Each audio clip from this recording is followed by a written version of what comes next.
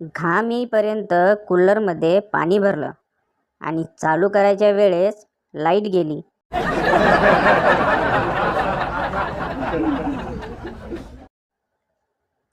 प्रश्न: नारी म्हणजे काय? उत्तर: शक्ती.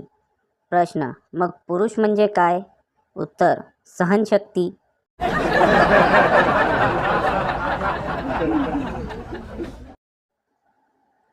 आई, दूध उकळवताना गॅस जरा मंद ठेव. मुलगी: केवढा मंद? आई: तुझ्या इतका.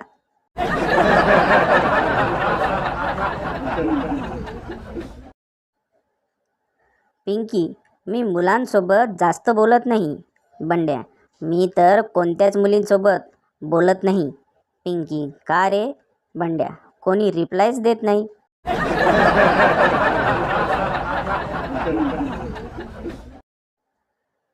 बॉस: मी तुला फोन केला होता. तुझ्या बायकोने सांगितलं तू स्वयंपाक करतो आहेस.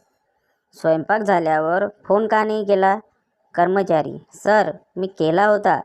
मॅडमनी सांगितलं तुम्ही भांडी घासत आहात.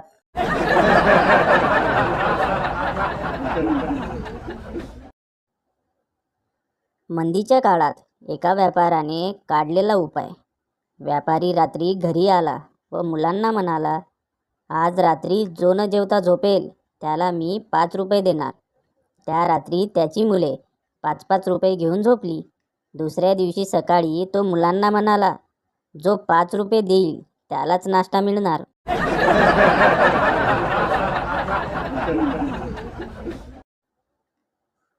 प्रेयसी: मी जेव्हा जेव्हा तुला फोन करते तेव्हा तेव्हा तू नेहमी दाढीच करत असतोस. तू दिवसातून किती वेळा दाढी करतोस? प्रियकर: 30 ते 40 वेळा. प्रेयसी: वेळा आहेस का? प्रियकर: वेळा नाही, न्हावी आहे.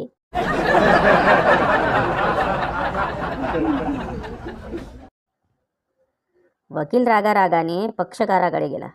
वकील: अरे तू आपल्या न्यायमूर्तींकडे लाच पाठवलीस? पक्षकार: होय.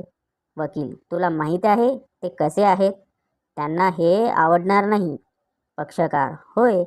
वकील: तरी तू असं का केलंस? आपण आता हरणार.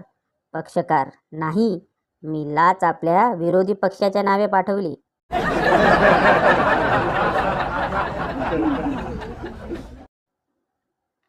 एकदा एक वयस्कर माणूस एका शाळेत गेला व मुख्याध्यापकांना म्हणाला, मला लिहिता वाचता येत नाही, मला शिकवाल का? मुख्याध्यापक म्हणाले, हो, आम्ही शिकवू, फक्त हा अर्ज भरून द्या.